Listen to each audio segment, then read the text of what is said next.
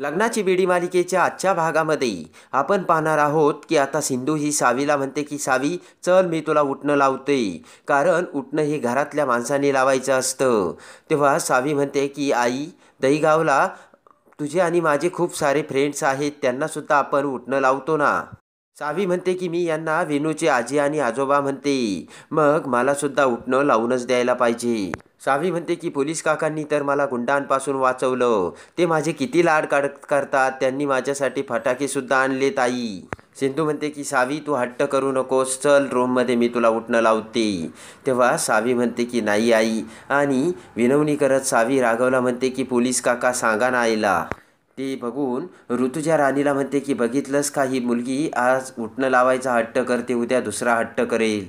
तेव्हा ते सर्व बोलणे ऐकून काकू म्हणते की आई हट्टी आहे आणि मुलगीही तशीच हट्टी, सतत मला उठणं लावा म्हणून हट्ट धरून बसली आता.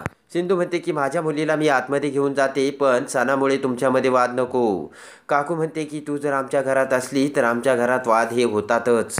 तेवढ्यात अन्वी काकूला मध्ये बोलू लागते, तर काकू म्हणते की अन्वी तू मध्ये बोलू नकोस, कारण ही सिंधू किती स्वार्थी आहे ते तुला काहीच माहीत नाहीये. सिंधू म्हणते की हे मी का केलं, कशासाठी केलं, याच्या पाठीमागचं जर कारण तुम्हाला कळलं असतं तर मी हे का केलं याचं कारणच तुम्ही विचारलं नसतं. सिंधू म्हणते की जाऊ द्या, आता जे घडून गेलं त्यावर चर्चा करण्यात काय अर्थ. सिंधू म्हणते की जाऊ द्या, पण मी समजावेल माझ्या सावीला. तेव्हा ते ऐकून मोठ्याने ओरडत राघव म्हणतो की बस झालं बस, दररोज दररोज तेच भांडणं आणि तेच कलह, आता मला कंटाळलोय मी या गोष्टीला. राघव म्हणतो की ती मुलगी फक्त म्हणते की मला उठणं लावा, काकू तुझ्या हातून ते सुद्धा होणार नाही का. तेव्हा राघव सावीला म्हणतो की बाळ तू काही काळजी करू नकोस, मी तुला उठणं लावेल. ते ऐकून सावी खूप खुश होते. हसतच सावी म्हणते की पोलीस काका खरंच तुम्ही मला उठणं लावणार का. हसतच राघव म्हणतो की हो बाळा, आणि आत्ताच लावणार, आणि सावीला त्याच्याकडे बोलावतो. सावी ही उठणं लावण्यासाठी समोर बसते, तर राघव सावीला उठणं लावू लागतो. सावी म्हणते की पोलीस काका तुम्ही किती चांगले आहात, माझे किती लाड करता. सावी म्हणते की पोलीस काका तुम्हाला एक सांगू का, तर हसतच राघव म्हणतो की बोल ना. सावी म्हणते की मी माझे बाबा कसे असतील हे जेव्हा इमॅजिन करते तेव्हा मला तुमचाच चेहरा दिसतो. सावीचे ते बोलणे ऐकून सर्वजण आता सावीकडे बघू लागतात, तर मधूला मोठा धक्का बसलेला असतो आणि राघवला आता काहीच बोलता येत नसतं. ते ऐकून इकडे सिंधू विचार करते की याच गोष्टीची मला भीती होती, आणि आता सावी ही राघवकडे जास्त अट्रॅक्ट होत चालली आहे, आणि यासाठी आता मला विनूला लवकरच बरं करून इथून जावं लागेल. त्यानंतर राजेश्री राघवला म्हणते की चला बरं, उगाच वेळ घालू नका, पहिली आंघोळ आहे. तर आता इकडे राघव हा प्रेमाने सावीला उठणं लावू लागतो. ते बघून हसतच विनू म्हणतो की डॉक्टर काकू तुम्ही मला उठणं लावा ना. ते ऐकून आता मधूला अजूनच मोठा धक्का बसतो, कारण मधू आता विनूला उठणं लावण्यासाठी पुढे येणार असते. तेवढ्यात हसतच सिंधू पुढे येत विनूला उठणं लावू लागतंय. आता इकडे राघव सावीला तर सिंधू विनूला उठणं लावत असताना सिंधू आता सावीला उठणं लावू लागते, तर राघव हा वेणूला उठणं लावण्यासाठी त्याचा हात पुढे करतो, आणि राघव आणि सिंधू दोन्हींचे हात एकमेकांमध्ये अटकतात. तर दोघेही एकमेकांकडे बघतात, आणि तसेच राघव आणि सिंधू एकमेकांकडे बघत असतात आणि त्यांचे हात एकमेकांमध्ये अटकलेले असतात. तेवढ्यात आता अन्वी ही मोबाईलमध्ये त्यांचा तो सेल्फी काढते. फोटो काढतच अन्वी म्हणते की सिम्मा, राघव मामा आणि तुम्ही आता सर्व परफेक्ट फॅमिली वाटतात, थांबा मी तुमचा अजून एक फोटो काढते. आणि अन्वी अजून एक फोटो काढते.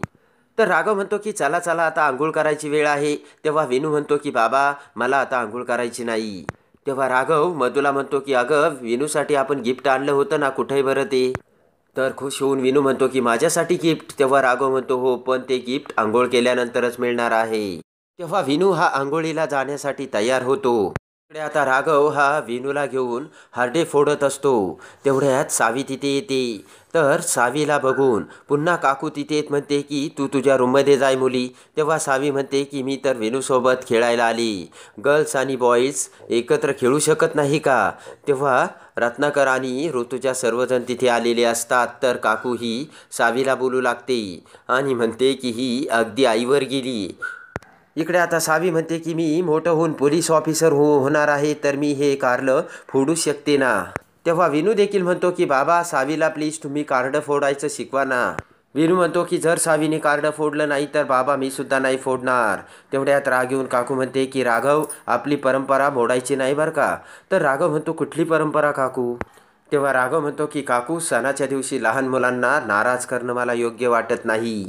त्यानंतर राघव हा सावीला पुढे उभे राहायला सांगतो आणि तिचा लेफ्ट पाय उभा करून त्याखाली कार्ड ठेवतो आणि त्याला प्रेस करायचं सांगतो. लगेच सावी तसे करते आणि ते कार्ड फुटलं जातं. तेव्हा सावी ही हसू लागते आणि विनूसुद्धा तशीच करतो. त्यानंतर आता सिंधू ही सावीला तिच्या बेडरूममध्ये घेऊन जाते. सिंधूने आता सावीला घालण्यासाठी खोटा नेकलेस आणलेला असतो आणि सिंधू तो नेकलेस सावीला घालू लागते. तर सावी म्हणते की अगं आई, काय करतेस तू हे? सिंधू म्हणते की अगं, आज लक्ष्मीपूजन आहे, तेव्हा मी माझ्या लक्ष्मीला तयार करते. सावी म्हणते की आई, मला गळ्यात घालायला नाही आवडत. तेव्हा सिंधू म्हणते की सावी, असा हट्ट करायचा नाही बाळा. तेवढ्यात विनूसुद्धा त्यांच्या रूममध्ये येतो आणि म्हणतो की तुम्ही दोघं किती छान दिसताय. तेव्हा सिंधू म्हणते की विनू, अरे सावीने हे जर गळ्यात घातले तर ती अजून किती सुंदर दिसेल. तेव्हा विनू म्हणतो हो, खरंच सावी, तू हे गळ्यात घाल.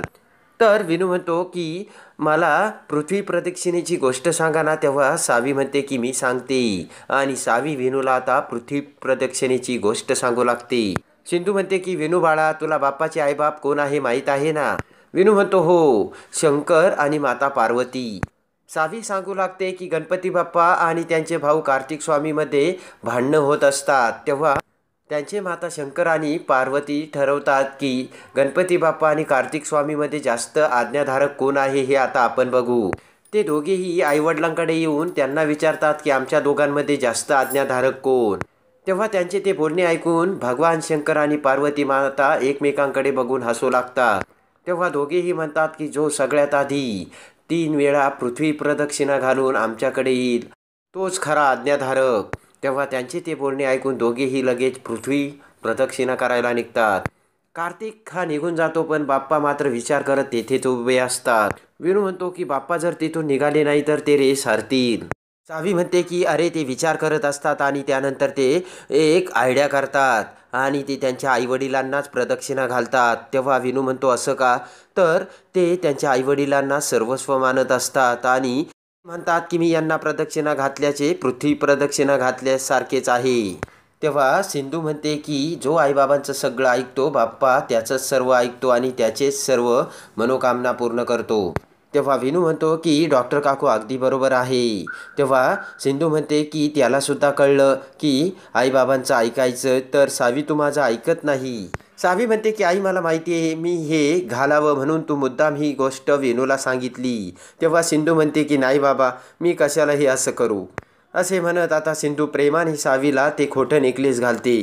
इकडे आता सर्वजण रत्नपारख्यांच्या घरी देवासमोर येऊन पूजासाठी हात जोडतात. त्यानंतर काकू म्हणते की चला आता आपण पूजेला सुरुवात करू.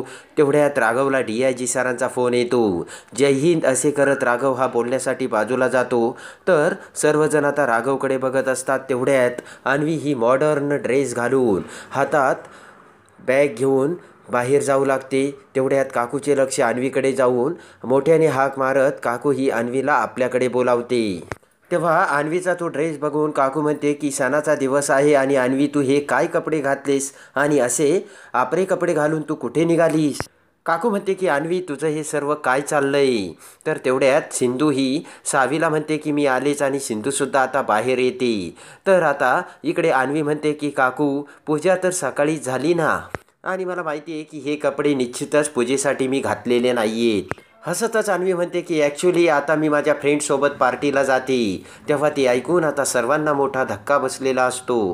तेव्हा सिंधू अन्वीला म्हणते की अन्वी, या दिवशी तू घरीच थांबावं असं मलासुद्धा वाटतंय. सिंधू म्हणते की आज लक्ष्मीपूजन आहे आणि सगळे तुला प्रेमाने घरी थांबायला सांगतात अन्वी, मग तू घरीच थांब.